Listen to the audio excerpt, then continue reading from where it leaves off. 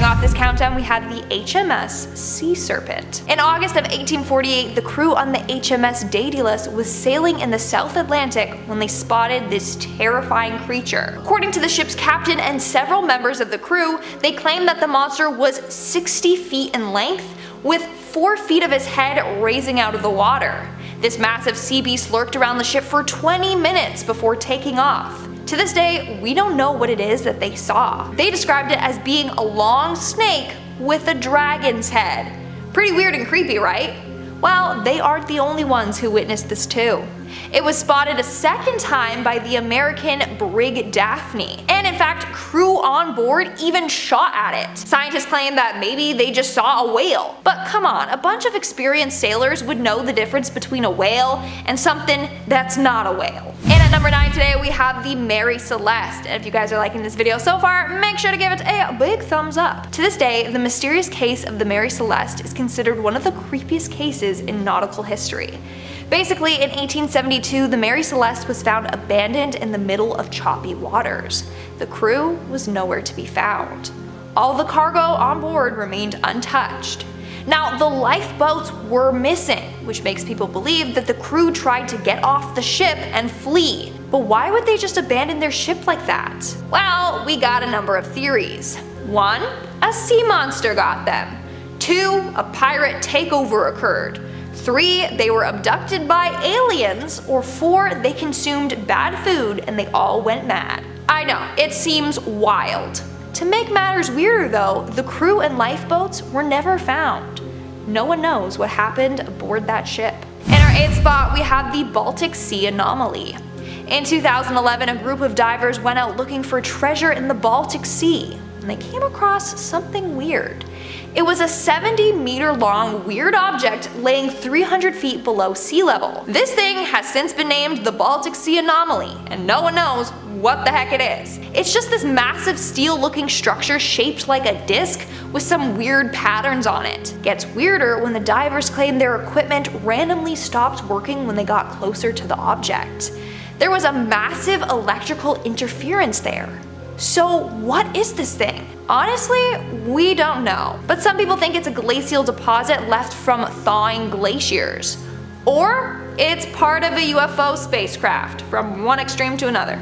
Could be either or, who knows. In our number 10 spot today, we have the upsweep. We all know how little we know about the ocean, and that includes what kinds of creatures lie in it. So while this mysterious sound out of context probably wouldn't be that freaky, when put into this situation it becomes quite a bit more eerie. This sound is referred to as upsweep, and it was caught when the Pacific Marine Environmental Laboratory started its sound surveillance system in August of 1991. The sound is apparently more seasonal, with its peaks in spring and fall, but it is unclear if the changing of seasons is responsible for this sound, or if it's coming from something that lurks in the ocean and remains undiscovered. Just for reference, here is a clip of that sound played at 20 times the original speed.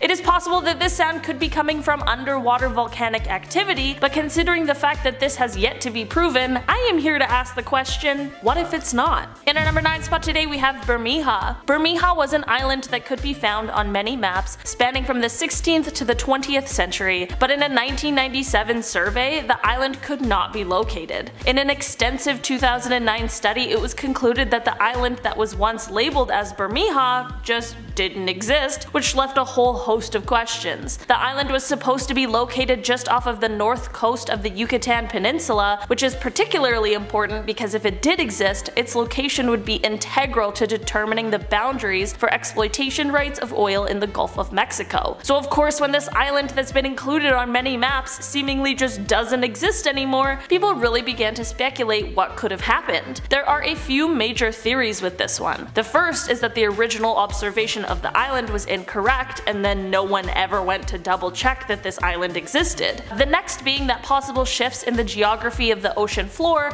along with rising sea levels, were the cause for this island to completely disappear. The third theory is the most mysterious out of them all, and this is the theory that the island was blown up by the CIA so as to expand the economic zone belonging to the United States. It certainly is not an easy thing for an island to just disappear, so it truly is quite a large mystery about what exactly happened here, and at this point it is unclear if we'll ever know for sure. In our 7th spot, we have the 3 men. In 2007, 3 Australian men headed out on an expedition together. 3 days later, their ship was found drifting by itself in the middle of the ocean. The men were nowhere to be found. That's not all. On the ship, they found knives all over the cabin floor, as if there had been a fight and people were scrambling for weapons. What happened to these men still remains a mystery to this day. But of course, we got the theories. One is that they got into a devastating fight and they all ended up dying. Or 2, their propeller became snarled in a fishing line. One dude went to go free the line but then fell into the ocean. The second dude tried to save him and then fell in as well, and then so on with the third guy, or who even knows. Okay, we don't know for sure, that's just a theory. The only thing we do know is that this case is pretty creepy. Moving on to number 6, we have the Kraken. So it may just be that the Kraken is real, but it's not what we think it is. In fact, the legend of the Kraken was thought to have been born after a number of sailors spotted giant squids while sailing. So the Kraken might actually just be giant squids. In 1870, a giant squid washed up in New Zealand. Legend goes that it was as tall as the top of a ship's main mast, and it could easily take over a ship by wrapping its tentacles around the hull and crushing it. Is this true? Who knows? But no one believed that giant squids were real until around 2005. That's when scientists caught a photo of one. Then in 2013 they got a video of one. Now they believe there are millions of giant squids out there. The mystery here is, what beast did the sailors encounter in 1870? Was it a ginormous squid, or was it a kraken, or is a squid a kraken? Who even knows, okay? There's just so many questions out there that we need answers to. We're now at our 5th and halfway mark with the cursed shipwreck. Back in the early 2000s, a natural gas company was laying pipeline in the ocean when they came across a shipwreck. Nowadays, this shipwreck is considered cursed or haunted. Let me explain why. So after the shipwreck was discovered, a team was sent down there to check it out. But everything that could go wrong did. First, the exploration sub malfunctioned right as it was getting ready to explore the wreck.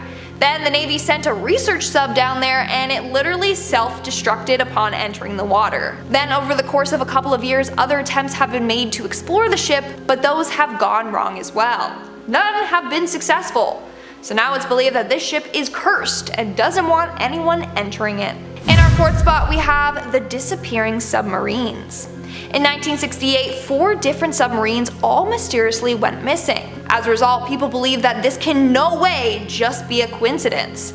Something was out there sinking these subs. The subs were the USS Scorpion, the Soviet submarine K-129, a French submarine Minerve, and the INS Dakar. In fact, the French sub and the INS Dakar disappeared only 4 days apart. The French submarine has still never been found. What's weird is that it disappeared only an hour away from its port, so you think they'd be able to track it down, but nope. So what are the odds that 4 massive submarines go missing the exact same year? What could have caused this? We'll probably never know. In our 3rd spot, we have Sylvester Butler Jr. Apparently a number of people mysteriously vanish off of cruise ships each year. Most of them have never been found. Today, let's look at the weird case of Sylvester Butler Jr. In May of 2017, Sylvester boarded a cruise ship headed to the Pacific Islands. While on board though, the crew noticed he was acting weird. He kept to himself, barely talked to anyone else, and housekeeping claimed that he never unpacked his bags. The only charge on his bill was the occasional soft drink he would order to his room. Also, every time the cruise made a stop, he never left the ship. Then somewhere between Fiji and the final port Sydney, crew noticed that he was missing. No one knows what happened to him. and the ship's CCTV footage revealed nothing. It's sad, but theory goes that Butler jumped off the ship and took his own life. Apparently he suffered from a chronic genetic kidney disease, so maybe he wanted to end his suffering, but we don't know for sure.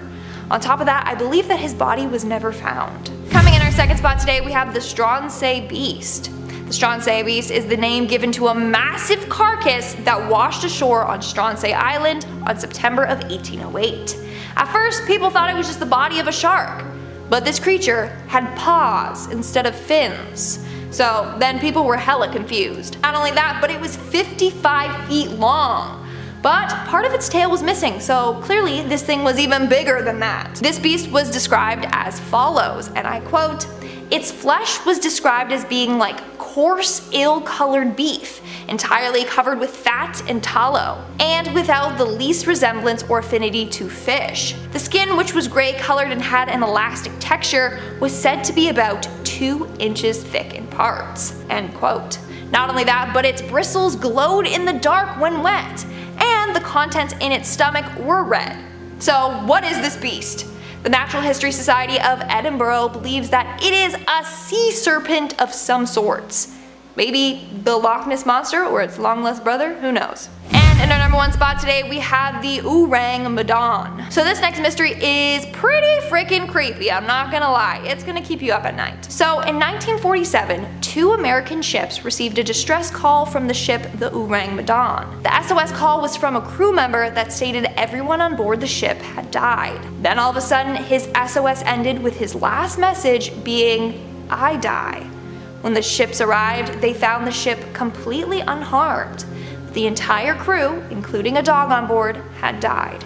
Everyone had a terrified look plastered on their face. No one knows what happened to the ship. In our number 8 spot today, we have the Sarah Joe. The Sarah Joe was a fishing boat that departed from Maui in February of 1979. There were 5 crew members aboard the boat, and when they left around 10 a.m. that day, the skies were perfectly clear, but while they were out at sea, the wind began to change and they ended up encountering a horrible storm. People on shore who were rightfully worried about the crew headed to the shoreline to try and wave the boat back in, but they were unable to locate the boat at all. One of the passengers' fathers even went out on a separate boat in the middle of the storm to try and see if anything could be done or if he could at least locate the ship, but to no avail. It was presumed that all of the crew members had been lost due to the severity of the storm. The following days of course consisted of many hours of searching, but neither the ship or any of the men were located. Flash forward almost an entire decade to September of 1988, and a member of the initial search team, John Naughton, was on a wildlife expedition on a deserted atoll around 2,000 miles from Maui when he discovered a small boat and a makeshift grave. He left the site as untouched as he could and immediately contacted authorities, who were then able to confirm that the boat was the Sarah Joe and the person buried in the makeshift grave was one of the passengers who went missing all those years ago. While experts do agree that the boat could have drifted here and it would have only taken about 3 months to do so, this area was surveyed in 1985 and there was no trace of either the boat or the makeshift grave. So where would the boat and this crew member have been from the 1979 disappearance until after the 1985 survey?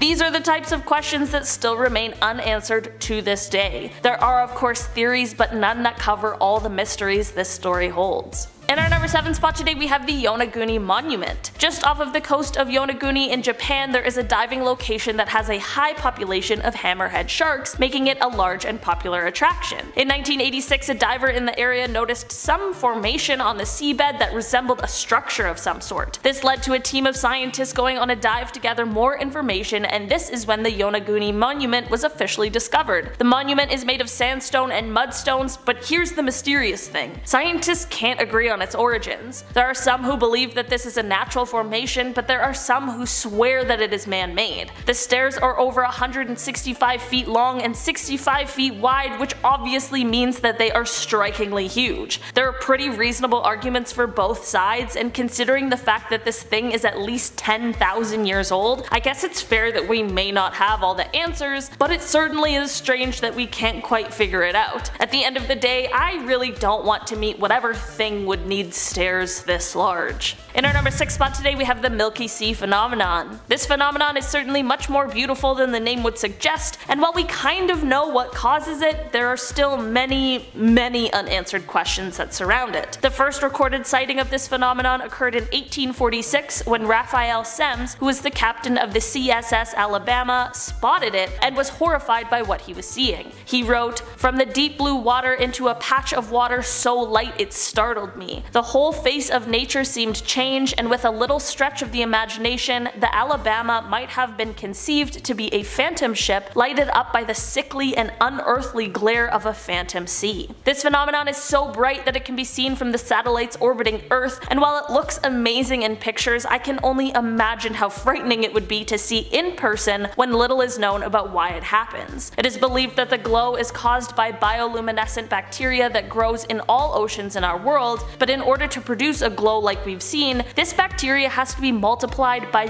billions of trillions, and we don't know how or why this happens. Also, we don't know for sure if that is what is responsible for the glow, it's just our current best guess. Just for the sake of our expansive imaginations, let's say that it really is this bacteria causing the glow. Why does it come to the ocean surface? Why in such great numbers? Every time this happens, it's at unpredictable times, locations, and sizes, so basically it remains a strange but stunning ocean mystery. In our number 5 spot today we have the SS Beichimo. The SS Beichimo was built in Sweden in 1914 and it belonged to the Hudson's Bay Company. This ship was used to trade provisions for pelts in Inuit settlements along the Northwest Territories of Canada. On October 1st, 1931, the ship was ending its trading run and was packed with fur when it became trapped in pack ice. The crew decided to briefly abandon the ship and they traveled over the ice to the nearest town for shelter. Because of the location and the time, it wasn't exactly going to be simple for everyone to be rescued. On October 15th, the Hudson's Bay Company sent an aircraft to save 22 of the members, but 15 remained and began to prepare in case they needed to stay the winter. Because the ship couldn't be heated, the remaining crew members would return to the ship every few days to chip away some of the ice, but also to grab essential items from the ship. On November 24th, there was a powerful storm, and once it had cleared, the Beichimo was gone. The remaining crew assumed that it had sunk, but this is really where our mystery gets started. An Inuk hunter spotted the ship around 72 miles from the camp the remaining crew members had set up, and somehow they ended up locating it, removing the rest of the valuables, and then abandoning it for the last time because it was believed that this ship wouldn't last the rest of the winter. After the rest of the crew was finally rescued, the ship ended up being spotted around 480 miles from its previous sighting. For 40 years after, the Beichimo was frequently spotted floating in different locations, sometimes even providing people with shelter during storms, but was never once captured. In 2006, the Alaskan government began to work on a project to find the Beichimo, but since the most previous sighting, she has never been located again. While the ship is now presumed sunken, it would have been the longest sailing ghost ship of all time. Ships rarely survive for nearly as long while being unmanned, especially in the crushing icy waters. We still haven't found the wreck of this ship either, so perhaps it is still out there floating somewhere.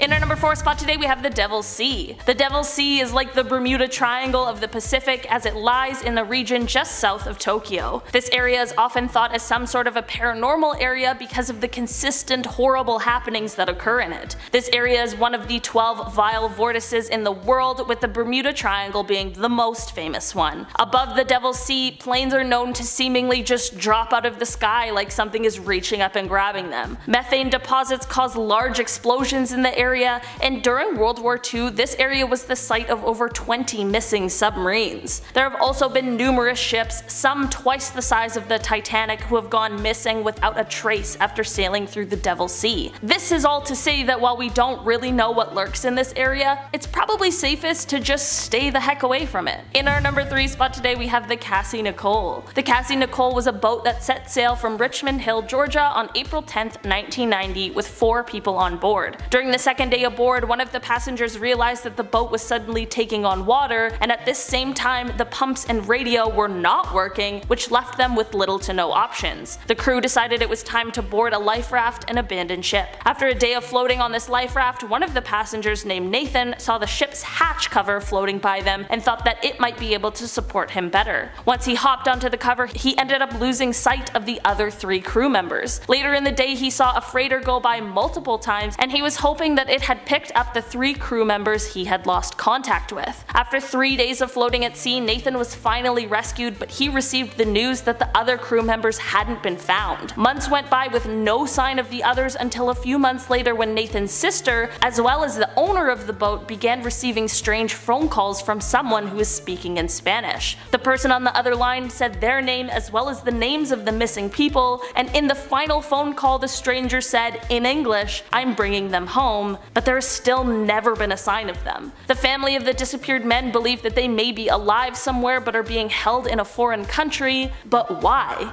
And why would someone say that they were bringing them home only to not do that? In our number 2 spot today we have the loneliest whale. This whale has been nicknamed the loneliest whale in the world, but the truth is, we don't really know if that's true because we've never actually seen it. This whale, which we don't know if it's a male or a female or what whale species it belongs to, sings its song like no other whale does. The whale was first heard in 1989 on a hydrophone, and while the calls were most similar to that of a blue whale, there was one striking difference, and that was the frequency of the calls. This whale calls at 52 Hz, with regular blue whales calling between 10 and 40 Hz. Even fin whales are usually heard at 20 Hz, so it's just left everyone stumped as to what could be going on here. A researcher named Bill Watkins dedicated his life to trying to reveal what exactly is going on here, and while he passed away in 2004, he found that this whale was not only unusual, but totally unique. The biggest challenge is the fact that we cannot locate this whale. Their calls can be heard for hundreds of miles, and trying to find one single whale in the vastness of the ocean is next to impossible. Many people have suggested that perhaps the whale is deaf, and this is what has led to its unique song, but of course without the whale, how could we possibly know for sure?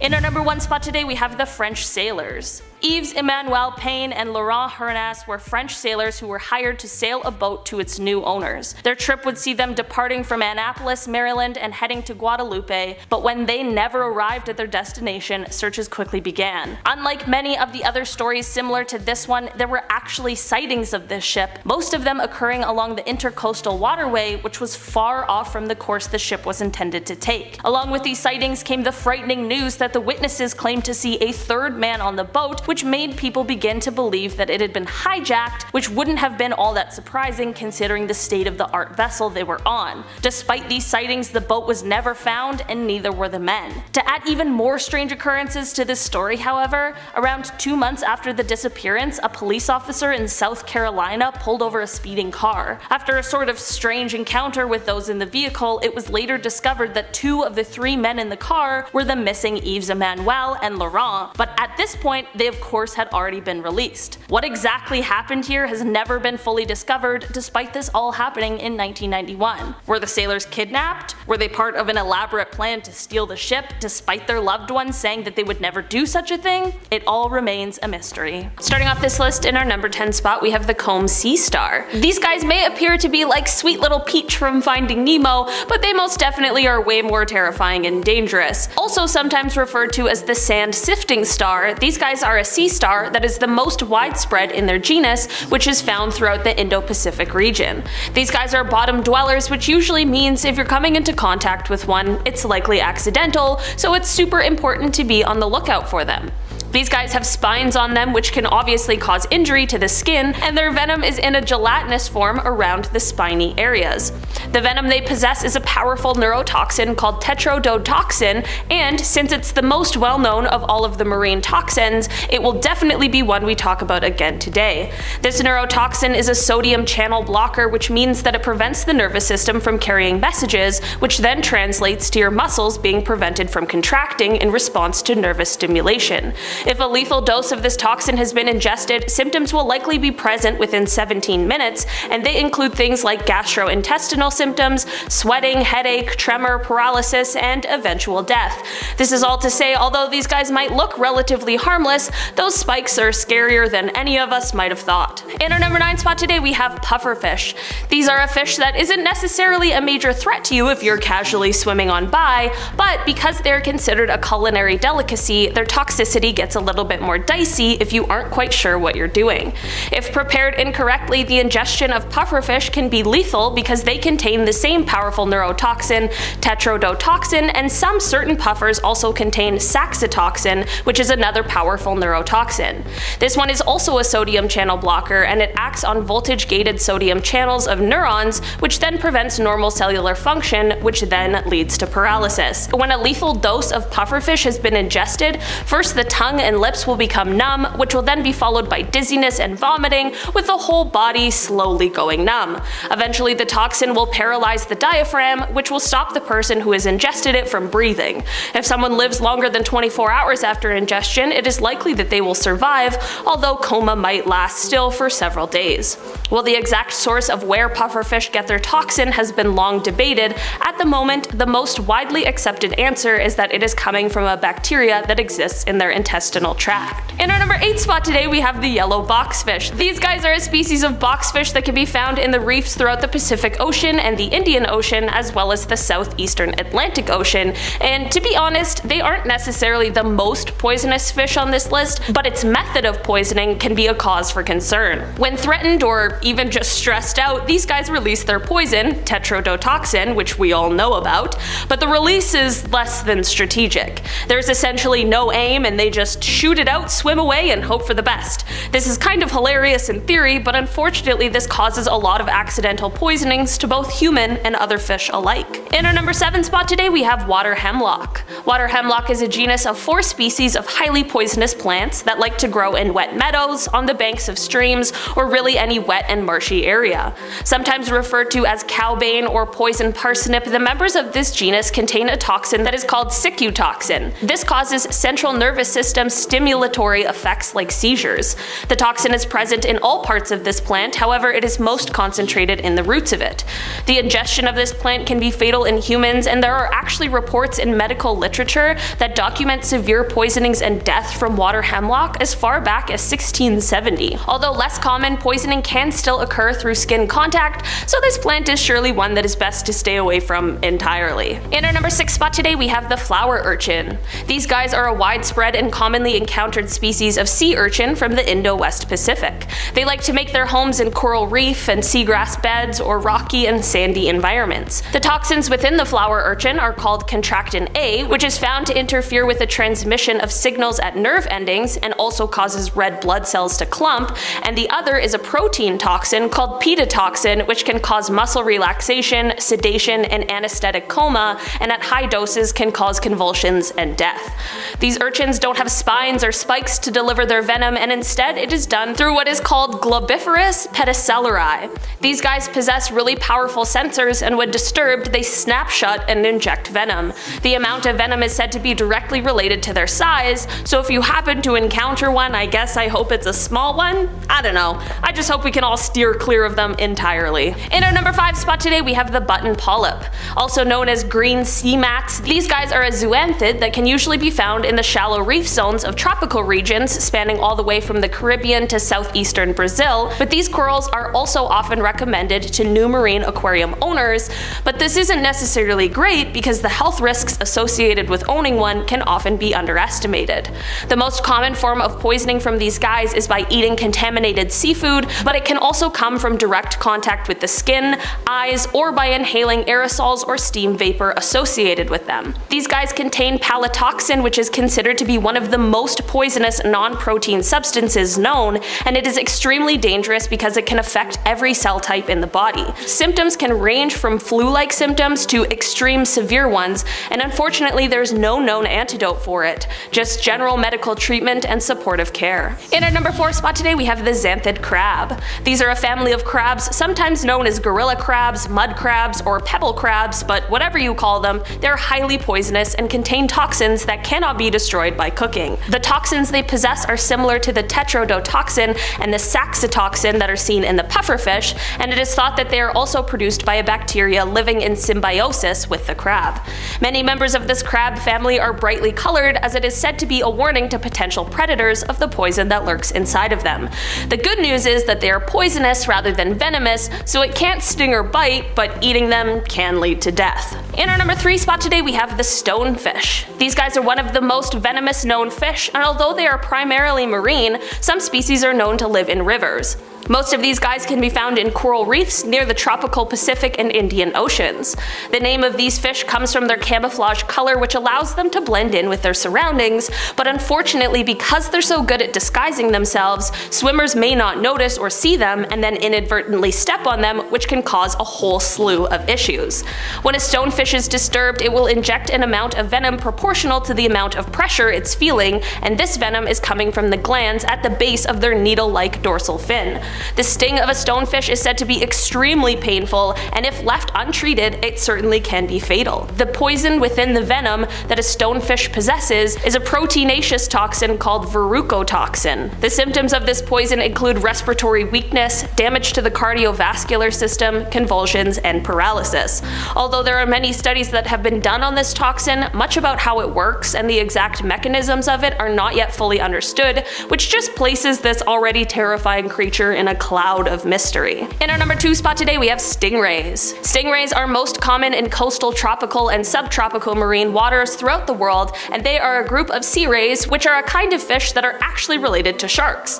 There are a wide variety of stingrays, but most of them are not normally aggressive and usually only attack when provoked. Stingrays can have anywhere from 1 to 3 blades, and when contact with the spinal blade or blades is made, it causes immediate trauma to the area with a cut, swelling, and muscle cramps from the venom. The venom from a stingray contains the toxins cystatins and galactin. Galactin causes cell death in the victims, while the other one inhibits defense enzymes. This combination can lead to increased blood flow in the superficial capillaries and cell death. In our number 1 spot today, we have the blue-ringed octopus. These creatures look absolutely stunning, but you should absolutely stay as far away as possible from them.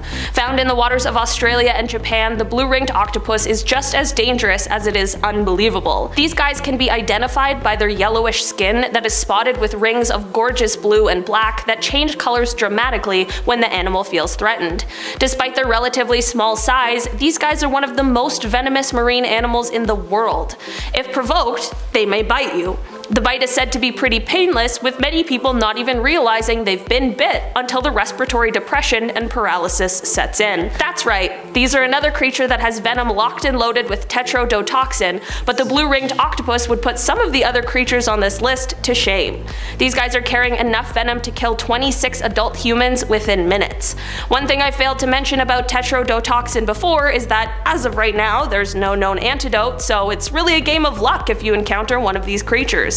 Sleep tight with that information. Starting off this countdown, we have David Fravor. David Fravor is a US Navy commander who spoke about some pretty terrifying things that he encountered underwater while working for the Navy. So according to him, twice while recovering spent practice munitions out of the water, he spotted a weird underwater object. The first time, he saw a dark mass underwater. He described it as being a big mass that was kind of circular. He said he was certain that it wasn't a submarine. For the second sighting, he was retrieving a practice torpedo when this same weird thing sucked it down into the depths of the ocean. The torpedo was never seen again. So what was this big mass that he was seeing? In our 9th spot, we have the naval report. After hearing David's interview, a 79-year-old woman contacted him. She said that her father was a naval officer, and when she was a child, her father showed her a telegram that stated that unidentified objects had been sighted going in and out of the water at one of their locations. The woman's father told her, and I quote, "We get these all the time, and it's always in the same area." But obviously, the Navy isn't going to release this information to the public. In our 8th spot today, we have the Sycamore Knoll. This is a weird underwater structure located close to Malibu. No one knows what it is, but it looks like a weird stadium-shaped structure, and it's located about 2,000 feet underwater. It's also massive. It's about 2.5 to 3 miles wide. It also has what appears to be pillars or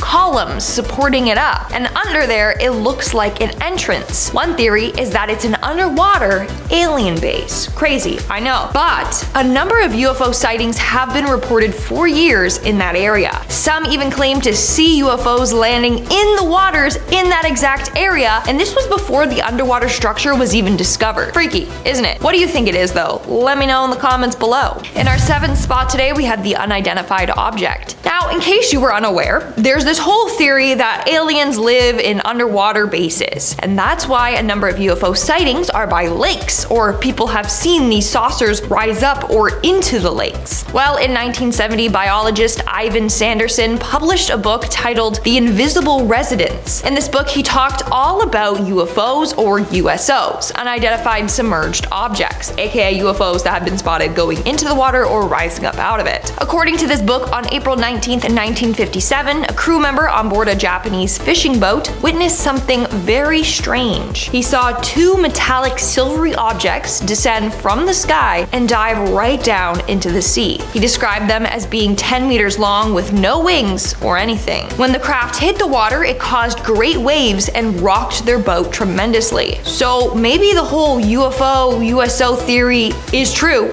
and they're living underwater. Who knows? In our 6th spot today, we have the gold. Did you know that $771 trillion worth of gold lies hidden in the ocean? Yes, you heard me. Wouldn't it be nice to just be swimming along and bump into some gold and become a millionaire? Unfortunately, it's not that easy. Ocean waters around the world contain about 20 million tons of gold in them. Each liter of water would contain approximately 13 billionths of a gram of gold. So you need to collect and filter an awful lot before becoming rich. And currently, there's no cost-effective method to remove the gold from seawater and be profitable. Now, people have tried, none have been successful. One case that I want to talk about has to do with a man named Ford Jerrigan. He came up with a plan for a gold accumulator. The plan was to extract gold from the Long Island Sound using a process involving mercury and electricity treatments. In fact, people thought that it was great, and before he knew it, he had investors, and he raised about $1 million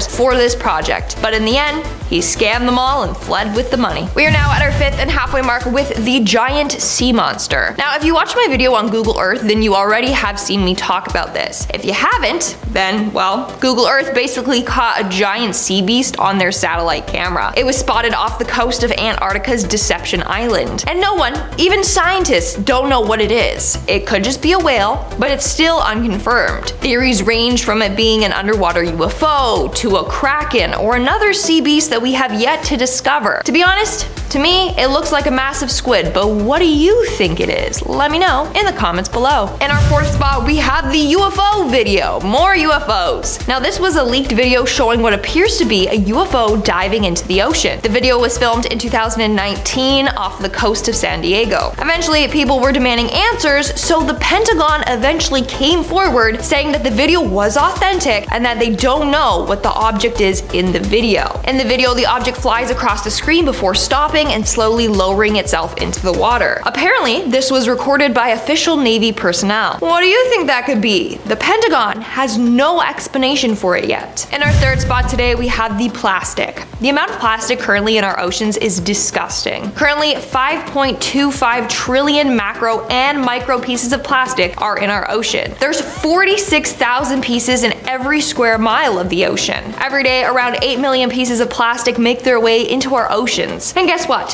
Fish are eating them, and then we're eating these fish. So slowly, these microplastics are ending up in our bodies. But not just from fish. From bottled water, beer, honey, sea salt, and tea bags have all been exposed as microplastic carriers. We're killing marine life and ourselves, slowly but surely, and the governments are hardly addressing this issue. In our 2nd spot, we have the nuclear waste. Bet you didn't know this, but our oceans are radioactive. Since 1952, low levels of radioactive waste have been discharged into the Irish Sea, the English Channel, and the Arctic Ocean. This radiation can enter the food chain through plankton, and then the fish eat the plankton, and then we eat the fish. In fact, radioactive cesium and plutonium have already been found in seals and porpoises. And it's getting worse. As the nuclear energy industry grows, more and more radioactive waste will be disposed of and find its way into our ground and water supply. Again, another scary thing the government doesn't address. And in our number 1 spot today, we have the secret underwater bases. Allegedly, the government has a number of secret underwater bases. They're just hidden from the public, so we don't know about them.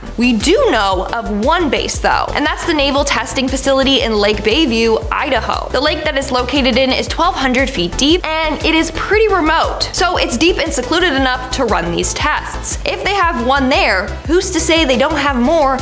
Starting off this countdown, we have the Solomon Island saucer. Over the years, there have been a number of UFO sightings near the Solomon Islands. Most witnesses experience the exact same thing. They see a UFO with strange lights rise out of the ocean and fly off into the sky. These sightings are what have led to the theory that aliens have secret bases underwater. One fisherman in the area said he saw this UFO and the lights raise out of the ocean and then fly by him. He said it got so close to him that he could feel the heat on him as it passed by. Not only that, but some people who have witnessed this ended up disappearing without a trace. So like, did the aliens come for them or something? Or what? Are they gonna come for me now? No thank you. Just don't go to Solomon Islands, okay? In our ninth spot today, we have the octopi. And I wanna say octopus is so bad, but I know it's not the proper plural, so we're going with octopi, whatever. Ancient astronaut theorists believe that octopi are some sort of version of an alien. Maybe they're related to aliens. So let me explain. So we all know that back in the day, tons of meteors crashed down on Earth. Well, they believe that the meteorites that crashed into the ocean from space actually contained some sort of organic material. Now, this either infected some sort of water species or allowed the material in the meteor to evolve into octopi. So really, octopi could just be composed of alien DNA. Now, to support this theory, they mention that both octopi and aliens are incredibly smart. On a number of occasions, octopi have pulled pranks on humans. They also have way different genomes than squids, which they're said to be closely related to. And also, they can change colors. They're just a really weird species. So what do you think? Could octopi be descendants of aliens? Maybe. Coming in at number 8, we have the Yonaguni Monument. Located in the depths of the Dragon's Triangle is this weird underwater formation, which has been given the name the Yonaguni Ruins. It's a bunch of weird structures that no one knows much about. Some say they are remnants of a lost civilization. Others believe they were created by aliens, and that they're part of a secret underwater alien base. Let's explore that theory. For starters, it's kind of odd that this monument is located in the Dragon's Triangle. This area is considered the Pacific's very own Bermuda Triangle. Over the years, a number of ships and planes have disappeared in broad daylight in calm waters in that area.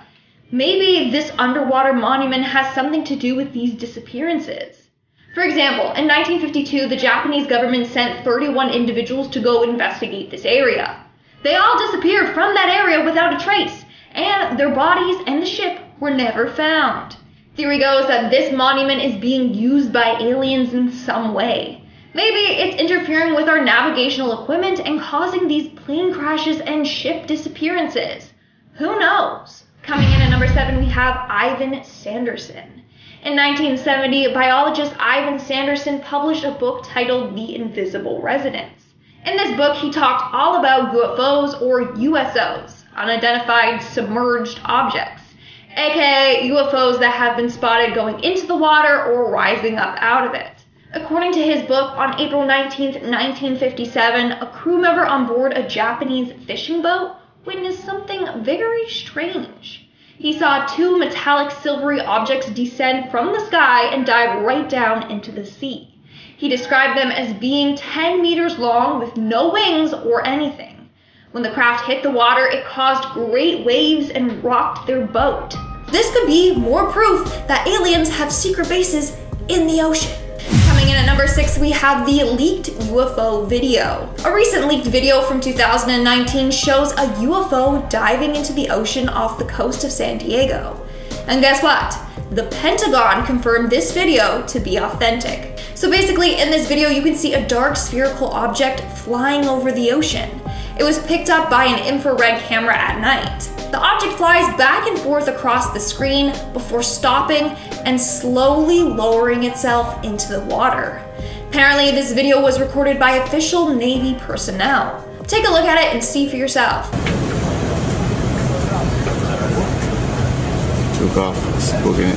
Staying with topside, gust of 40. What was splash? What do you think that could be? The Pentagon has no explanation for it yet. Also, the area was then searched and no craft was ever recovered or found. We are now at our 5th and halfway mark with the Baltic Sea anomaly. In 2011, a group of divers went out looking for treasure in the Baltic Sea.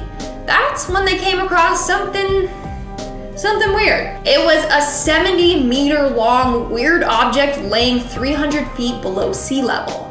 This thing has since been named the Baltic Sea anomaly because no one knows what it is. It's just this massive steel-looking structure shaped like a disc with some weird patterns on it. It gets weirder when the divers claim their equipment randomly stopped working when they got closer to the object. The thing caused a massive electrical interference there. It's believed that this thing could be part of an ancient alien spacecraft. To this day, this thing still baffles scientists. They don't know what the heck it is.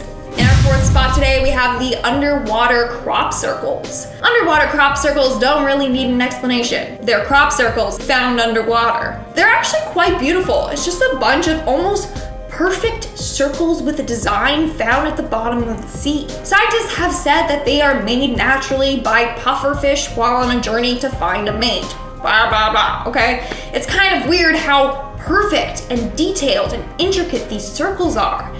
You decide what you want to believe. Are they made by a fish or are they made by aliens? In our 3rd spot today, we have the underwater Stonehenge.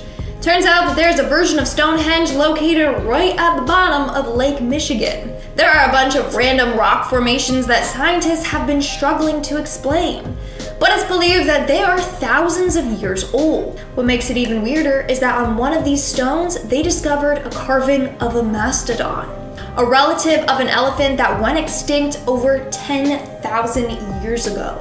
So they were like, maybe this structure has been here since the last ice age. So we really don't know how old they truly are, or who built them, and why. But of course, ancient astronaut theorists believe that aliens are involved in this somehow. In our 2nd spot today, we have the weird space alien creature, Alien. So it was captured in 2013 by a remotely operated vehicle. The vehicle was 3,753 below in the Indian Ocean when it saw this creature. Now the creature is quite beautiful. It looks almost like a jellyfish, but it's a creature we have never seen before. As the video goes on, we literally see it shapeshift in front of our eyes, and it starts to glow different colors. Then at the end of the video, it like disintegrates from Earth. And in our number 1 spot today, we have the Sycamore Knoll. The Sycamore Knoll is a weird stadium-shaped structure located about 2,000 feet underwater. It's massive. It's about 2.5 to 3 miles wide. It also has what appears to be pillars or columns supporting it. And under there, it looks like an entrance. So automatically people were like, yeah, that for sure is an entrance to an alien base. And not gonna lie, it looks like it. This base was first discovered on Google Maps and is located close to Malibu. People have claimed to see UFOs landing in the waters in that exact area before they even knew of that underwater structure. Freaky, isn't it?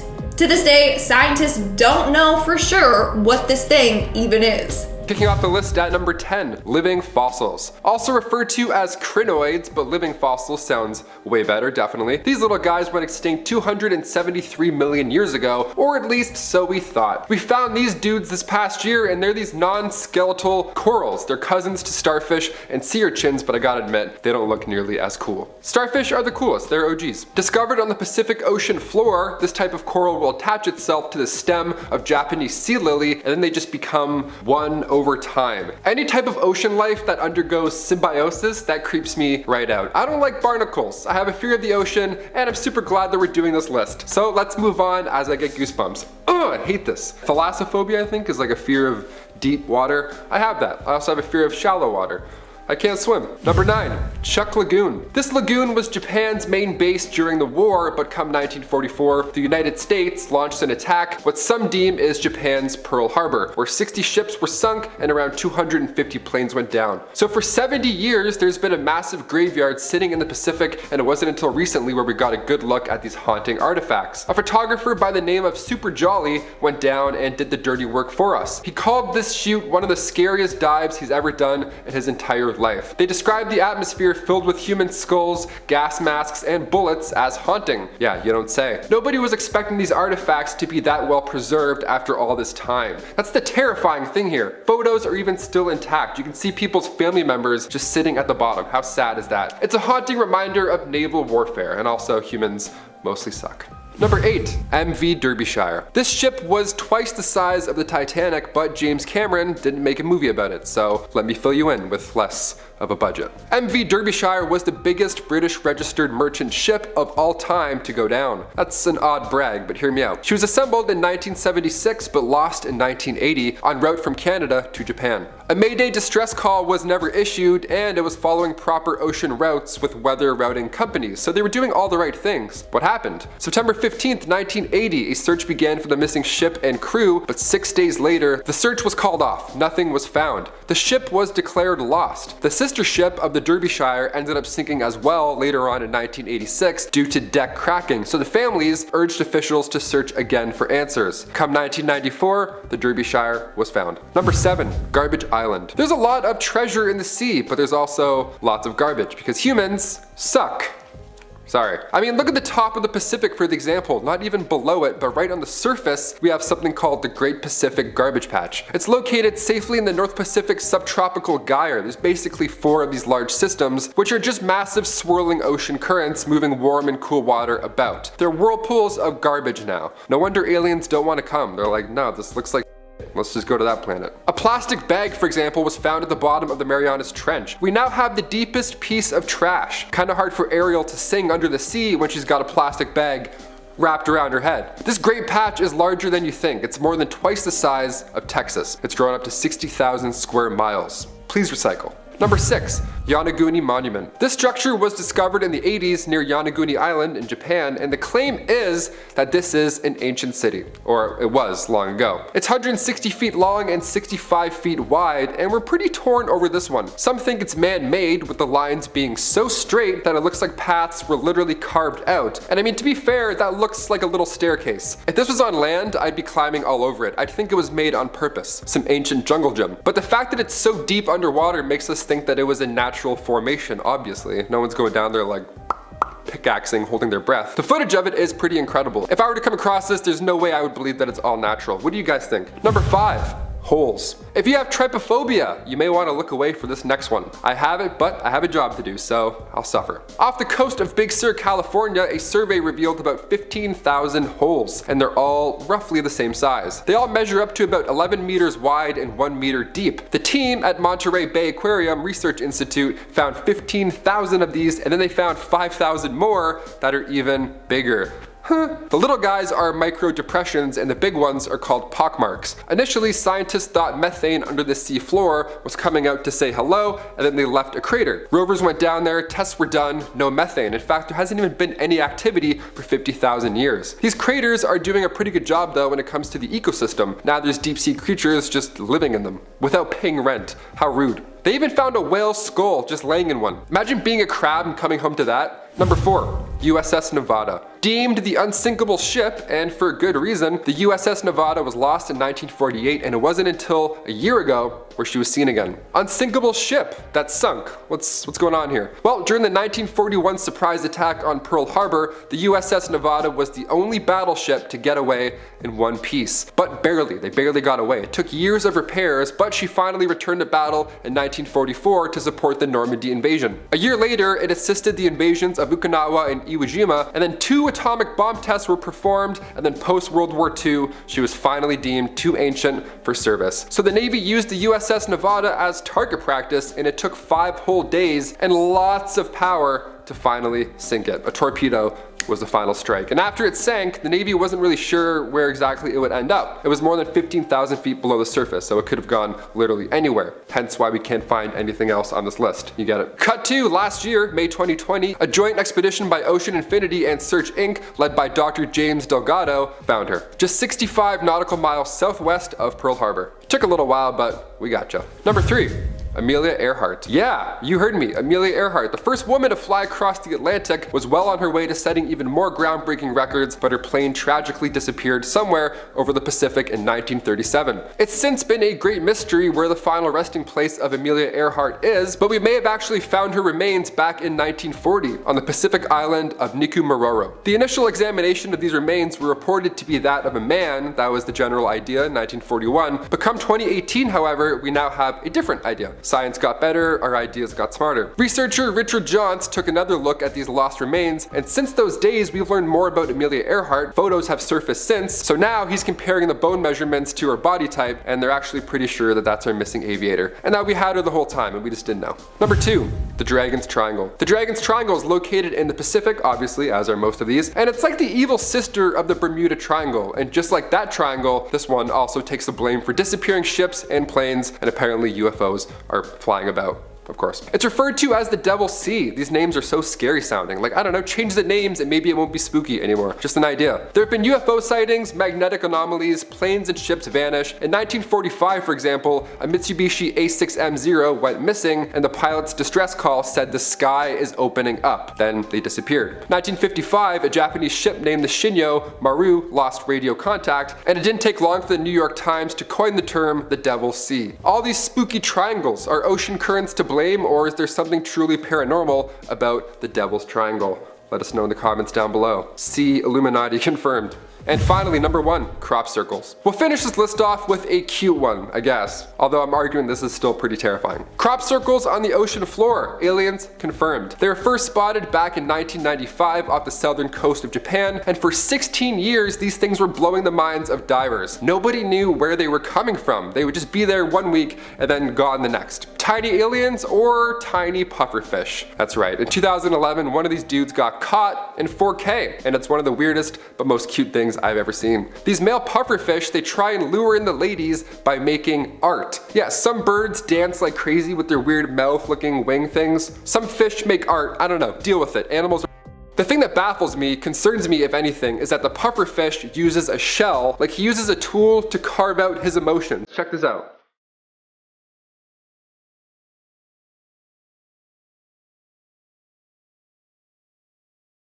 Alright, coming in at number 10, we have globsters. What is this? I will give you a good 5 seconds to look and then you can let me know what you think it might be. Nope, the answer isn't a decomposing luck dragon. I don't think so. Anyway, like, maybe it actually is though. I kinda tricked you because nobody really knows what this is. This was found ashore in the beach town of San Antonio in the Oriental Mindoro region in May 2018, this in the Philippines. Unidentified washed up sea creatures are referred to as globsters because they're globby and blobby, I don't know. Some people think that it was a whale, but the 6-meter long object was actually covered in white hair, which, as we know, whales are not. A lot of superstitious locals thought it was a bad omen. Local resident Tam Malling said, "The big lobster is a sign of something bad coming. Please pray for us." To be honest, if I saw this monster, I'd pretty much start praying too. The less superstitious were simply complaining of the awful smell left by the dead creature. Ugh, I can only imagine. Hands up arachnophobics.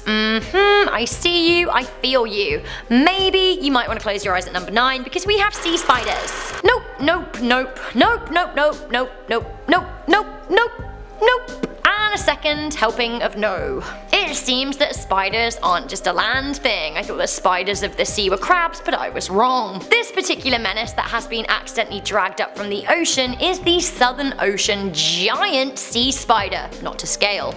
He's big. He's really big. Some fun facts for you, this leggy blonde has organs in its pins. Literally. Ugh. And also, something else it literally does, yeah, it sucks the life out of its prey through its legs. No thank you. No. I'm like, just gonna respectfully decline all sea spiders for the rest of my life. That's a choice. Also a choice at number 8, we have peanut worms. Oh my, just when I thought I swore off peanut worms forever, here they are in my video. Get out. Seriously though, I am horrified by these creatures from the deep. The peanut worm is making me feel, I don't know, I feel like uncomfortable isn't really a strong enough word. I would say deeply uncomfortable. Deeply, deeply, deeply uncomfortable. Imagine being the poor soul that pulls one of these up from the ocean. Like seriously, that really is probably more than they bargained for and isn't really safe for work. Look at them, flopping around being worms. Do you want to see a bunch of them together? Here you go. I honestly totally get why they're called the peanut worm, but at the same time, can we think of a slightly better name for them? Do you guys want to see one moving?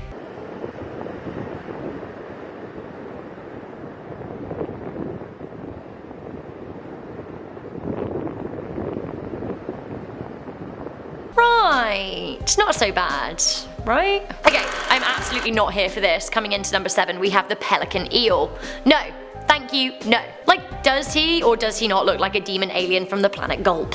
I'm really not here for an eel in general, but a pelican eel? Ugh. This here chappy bob is a deep sea fish rarely seen by humans, but is sometimes hauled up by deep sea fishing efforts. Imagine bringing one of these to the surface, like blah. Some facts you need to know about this sea beastie. The last one you're actually gonna love. Firstly, it likes to whip its tail back and forth. Secondly, it can glow pink and red if it wants to. And thirdly, do you know what? I don't even really know how to explain it to you, so maybe I'm just gonna show it to you. Wait, what? What is that we are approaching here? Let's take a closer look. Oh, it can inflate. Cool. Great, said no one ever. Coming into number 6, we have this barnacle monster. I have to say barnacles are my absolute least favourite. You know in Pirates of the Caribbean when you meet Barnacle Bill? That's my literal nightmare monster. A barnacle on my face.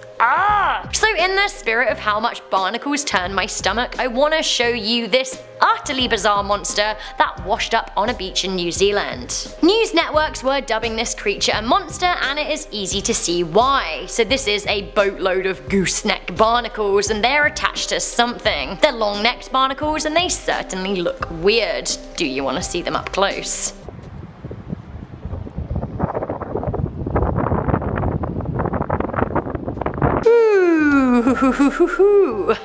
Okay, so we know the explanation. It doesn't mean the thing that washed up wasn't any less scary because bleh. Coming into number 5, we have the lamprey. No! I'm running out of ways to say no. I guess there is only one way, and no. You may have seen images of lampreys floating around the internet. They make for shock thumbnails, but actually, these fanged demons are no clickbait. They're very, very real nasties of the ocean. They're primitive eel-like fish from the North Atlantic and the Baltic. Sadly though, they have actually invaded the Great Lakes of the United States and Canada.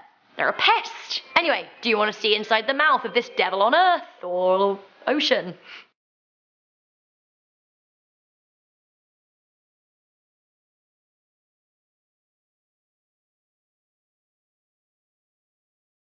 Yep, they are terrifying.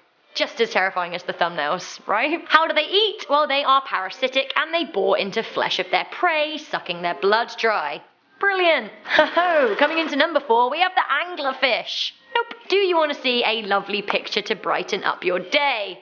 Of course you do! Let me show you. Wait, what? No! That happy fisherman has dragged up an anglerfish from the ocean, and these are, gross, right? Horrifying. Do you want to see what it looks like when it hasn't been bested by a pesky human? You got it. Here it is. And another? Lovely! That is a female. But do you want to know what happens with the males? Do you want to know how they breed? Basically, the males are much smaller and they're parasites. They attach themselves to the back of the female and then they impregnate her without her noticing. Aha! Once he is attached to her, he basically dissolves into her body. Nature! Ain't it beautiful? Back with the unexplainable at number 3, we have the Montauk Monster and the Brooklyn Bridge Monster, because they might actually be the same type of dead thing. A grotesque dead animal washed up on the shore in Montauk in the American state of New York in 2008. Now the monster looked kind of like a cooked dog with a beak.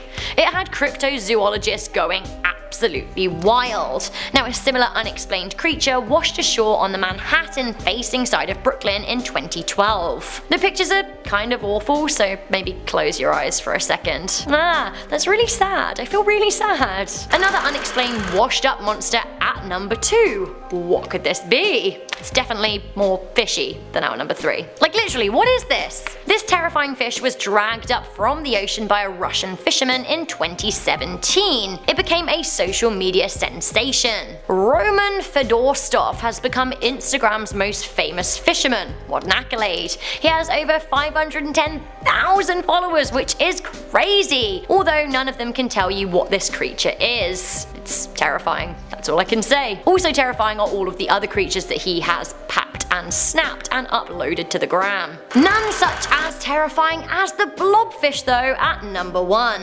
Mr. Blobfish, he scares me, but actually, I think I love him. Look at his repugnant, creepy face, but yet there really is something weirdly cute about it, and I think that's what scares me the most. These are a deep sea fish that live off the waters of Australia, Tasmania, and New Zealand. To me, the blobfish kind of looks like a bladder personified. It looks like it acts. Basically, it floats around with little energy and effort, swallowing things that pass by. It's like the Mondays of the ocean. He just looks really glum. I get it. It'll get better, blobfish. Can you imagine being the fisherman that brought up the blobfish for the first time, honestly? It has been voted the ugliest creature in the world, but honestly, I actually think that I'm somewhat here for it. I mean, I'd never want to touch one, but I do love that they make blobfish plushies. Seriously, look at it. Look at the sushi one! I think I actually might need it. I'm so confused. So guys, that was the top 10 scary creatures pulled up from the ocean. What did you think to this list? Which creature would you least like to come face to face with? Let me know in the comment section down below. And also don't forget to let me know if you're pro ocean or no ocean, or if you've never seen it. Starting off this countdown, we have the giant cannibal shark. Sounds like something straight out of a horror movie. Honestly, maybe it is. So in 2003, scientists tagged a 9-foot-long great white shark. They did this in order to study the temperature changes in the ocean. Here's the thing. Several months later, the tag washed up on shore. The shark, nowhere to be seen. They checked the information on the tag, and that's when they were shocked. About 4 months after the tag was put on the shark, it dove to around 1,900 feet.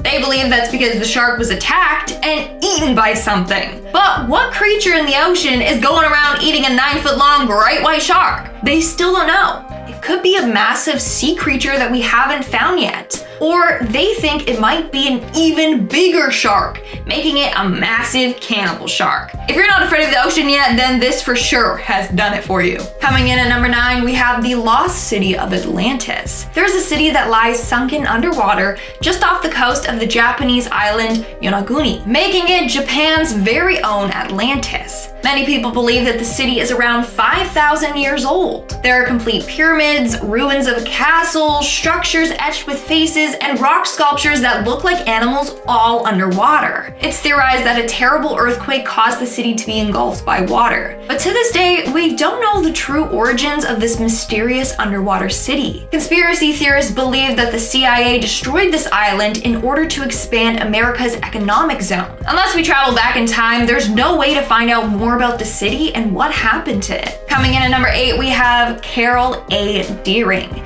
aka the ghost ship of the Outer Banks. So on January 31st, 1921, the Carol A. Deering was found abandoned off of Cape Hatteras in North Carolina. The crew was nowhere to be found. On top of that, tons of stuff was missing from the ship, including the crew's personal belongings, life rafts, logbooks, and navigational equipment. To this day, no one knows what happened to the crew aboard the ship. But of course, we got some theories. Theory 1 is that a mutiny occurred. Theory 2 is that they were ransacked by pirates. Theory 3 is that they were taking part in rum running. People stole the ship to use for the rum running. And when they were done, they just abandoned the ship and left it there. But like I said before, we don't know for sure. In our 7th spot, we have the electronic fog. Okay, this one is pretty weird, not gonna lie. So on December 4th, 1970, a man named Rob McGregor was flying over the Bermuda Triangle when he was met by this weird tunnel-shaped vortex. He entered it, and apparently his wings sounded like they were scraping along metal. All of the electronic and magnetic navigational instruments malfunctioned. When he looked up, all he saw was a dull gray fog. Also, there were strange clouds forming behind the airplane. They were only in the clouds for a couple of minutes, but claimed that they traveled for 40 minutes. When they got out of the fog, they were over Miami Beach, a flight that would have taken 75 minutes. He believes that this weird fog is what has caused other planes and boats and passengers to disappear in the Bermuda Triangle. So, what is this weird electronic fog that he encountered while over the ocean? That's something I want to know. In our 6th spot today, we have the time travel. Legend goes that one day 3 ships were traveling through the Bermuda Triangle. Everything was going fine until they encountered a mysterious fog. When they emerged through the other end of the fog, there were only 2 ships. The other ship was way ahead of them. The crew aboard the ship claimed that the fog transported them back in time several years. There, they saw a bunch of different boats and passengers also sailing. Then they approached the same fog and they got transported back to the current day. Isn't that weird? Was this the same fog the pilot encountered? Like, what is going on in the ocean? We're now at our 5th and halfway mark with the disappearance of Keith Davis. Now, this case is certainly going to keep you up at night, so just a little warning. So in 2015, Keith Davis, a fisheries observer, headed out to sea with his crew. His job was to monitor all the catches and collect data on it. But about a month later, Keith disappeared off the ship in the middle of the day, in broad daylight. He has never been found. On top of that, the weather that day was calm, and he was an experienced observer, so it's not like he just fell overboard by accident. So what happened to him? Well, theory goes that he knew too much, so someone got rid of him. When police searched his email, they found photographic evidence of illegal things happening on board these ships, like they were allegedly smuggling people. He was also keeping track of a number of rule violations. Not only that, a year before his disappearance, Keith sent a mysterious email to his friends. In the email was a video of 4 men being shot to death while holding onto debris in the ocean. So theory goes that Keith was killed for knowing way too much. But still, to this day, we don't know exactly what happened to him. Coming in at number 4, we have the Ellen Austin. In 1880, a ship named the Ellen Austin set sail to New York from Liverpool. During their travels, the crew spotted a ship floating near the Bermuda Triangle. They approached it and found that nothing was wrong with the ship, but all the crew on board were missing. So they decided to put some of their own crew members on board this mysterious ship and have it come with them. But during the trip, the 2 ships got separated. They were separated for a couple of days before the Ellen Austin spotted the ship once again. However, all their crew on board vanished. There was no trace of them. Now, the story goes on saying that they placed another set of crew members aboard the ship, and once again, the exact same thing happened to those men. They disappeared off the ship without a trace. But that account hasn't been confirmed. Either way, this mystery gave birth to an urban legend. Basically, a cursed ghost ship lurks the waters near the Bermuda Triangle. Those who hop on board will mysteriously disappear without a trace. In our 3rd spot, we have the disappearing aircrafts. In 1945, 5 torpedo bomber planes took off for a 3-hour exercise. But while flying over the Atlantic Ocean, they disappeared without a trace. It all started when the flight's leader noticed that his compass wasn't working properly. So he was worried that they were flying in the wrong direction. He instructed the planes to then change paths, thinking that they were going to then be heading towards Florida. But in reality, they were just traveling deeper into the Atlantic. As the planes started getting close to the Bermuda Triangle, their signals began to fail. The last few things the pilots ever said were, and I quote, "Everything looks strange, even the ocean. And it looks like we are entering white water. We're completely lost." Then the communication was cut completely and they were never heard from again. In our 2nd spot, we have the severed feet. What would you do if you were out on a nice stroll on the beach when you came across someone's missing arm or foot? Believe it or not, this has happened a number of times. Since 2007, severed human feet have been washing up on the shore of the Pacific Northwest. The first was a right foot still inside of a size 12 Adidas shoe. The second was again a right foot, size 12, but it was in a Reebok shoe. Since then, 15 more feet have washed up on shore. To this day, we don't know who they belong to or what happened to them, or even if they were victims of the same killer. It's really freaking creepy if you ask me. And in our number 1 spot today, we have the Witchcraft. This is the name of a boat that set sail on December 22nd, 1967. On board was the captain, Dan Burrack, and his friend, Patrick Horgan. The two headed off to get a good look at Miami's Christmas lights. However, after traveling just 1 mile out, they contacted the Coast Guard, saying that the boat had hit something, but there was no damage. Dan seemed to be calm on the call to the Coast Guard and said they just needed a tow to the shore. So they figured that the boat's propeller was just damaged or something like that. The Coast Guard immediately went out, but when he arrived at the spot the boat was said to be, no one was there. It took him only 19 minutes to get there, yet the boat was already gone. Here's where it gets super weird. This boat was virtually unsinkable.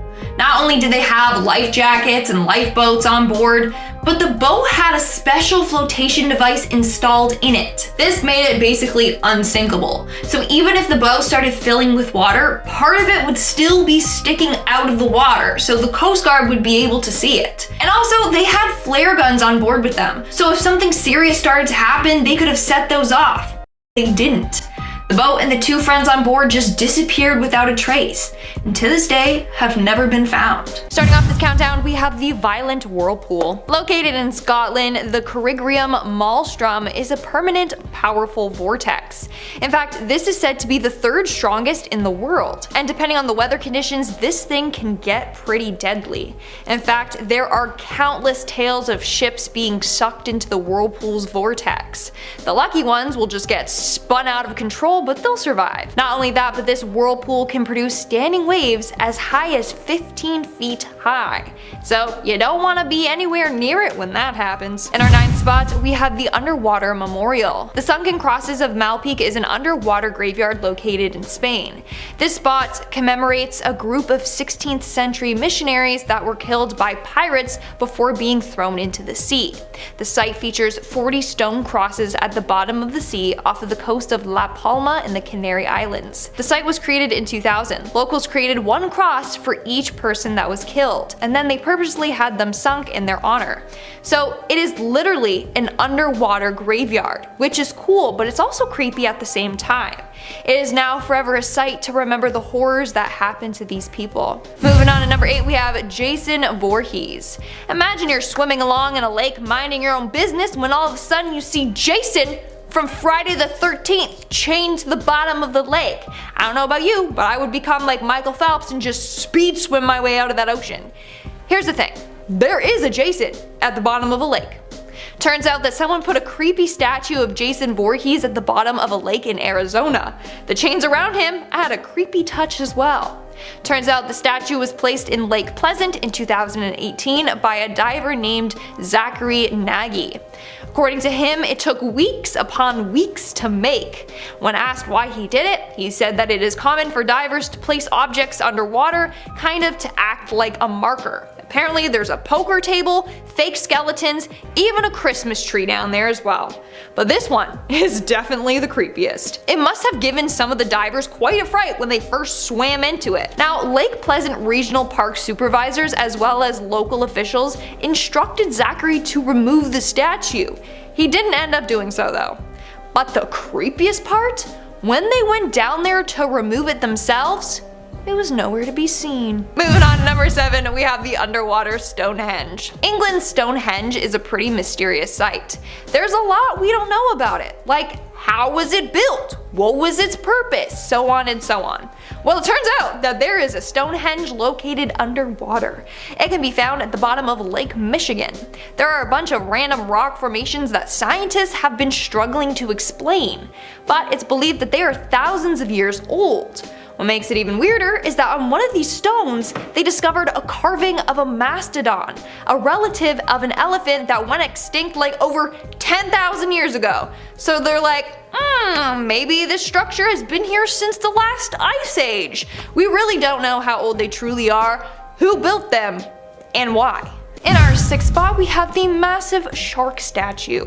So it appears as if divers enjoy giving other divers heart attacks. This time, someone placed a giant shark statue underwater. Holy, if I saw that thing, I legit would have a heart attack, or I'd probably just choke on the water and drown. The shark can be found in Lake Neuchatel in Switzerland. This is 10 times scarier than Jason. Like, at first glance, it looks real. We're now at our 5th and halfway mark with the Sunken Sculpture Park. Located in the Caribbean just off the coast of Grenada, you will find a number of underwater statues. Some of them include life-sized casts of local children or a ring of people holding hands. Nowadays, the sculptures are covered in vegetation and in barnacles. The ocean has completely claimed them. So I won't lie, it looks pretty creepy, but it definitely is a place to see. In our 4th spot, we have the Dead Humans. Now, this is a very undeniably creepy art site. Located just off the coast of North Africa in the shallow waters around one of the Canary Islands, you have 200 human figures laying dead on the ocean floor. This was an art installation trying to highlight global warming. All the dead humans are said to be victims of global warming. This site is called Human Gyre, and it is open to the public if you wish to dive down and see it for yourself. If you do, you'll see a ring of humans stacked on top of each other. If I dove down and I didn't have a warning about what this was, I would literally think that it was a portal to hell or something. Coming in at number 3, we have the Dragon's Triangle. The Dragon's Triangle, or the Devil's Sea, or the Pacific Bermuda Triangle, is an area where a number of different ships and military vessels have gone missing, which is why it's considered the Pacific Bermuda Triangle.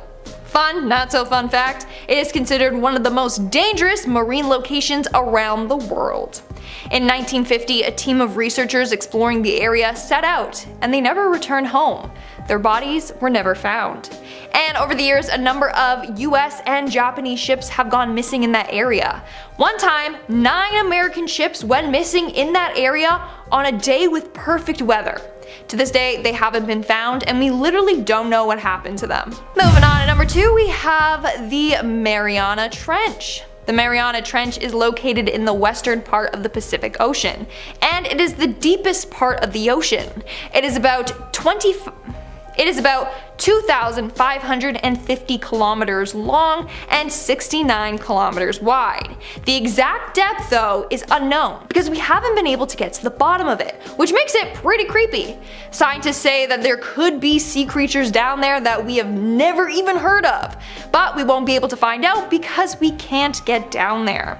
It's so deep that apparently if you take Mount Everest and put it in the trench, its summit would still be underwater by more than 2 kilometers. So yeah, it's really deep and creepy. And in our number 1 spot today, we have the ghost ships. Now, there is an area in the ocean rumored to be incredibly haunted, and this is located just adjacent to the Bermuda Triangle. How fitting. So this is the shoreless Sargasso Sea. There's no shoreline, hence its name. Its boundaries are ocean currents. Not only is it filled with seaweed so thick that it floats on the surface of the water, but it's haunted. A number of people have spotted long-lost ships floating in the area. When they pull up to it, no one is on board. Not only that, but others have claimed to see faces appear in the seaweed, as if someone was trapped in the ocean looking up at them. How creepy is that? Alright guys, that's all for today's video. Let me know in the comments below, are you scared of the ocean? If so, why? Let me know. Also, are you more scared of the ocean or space?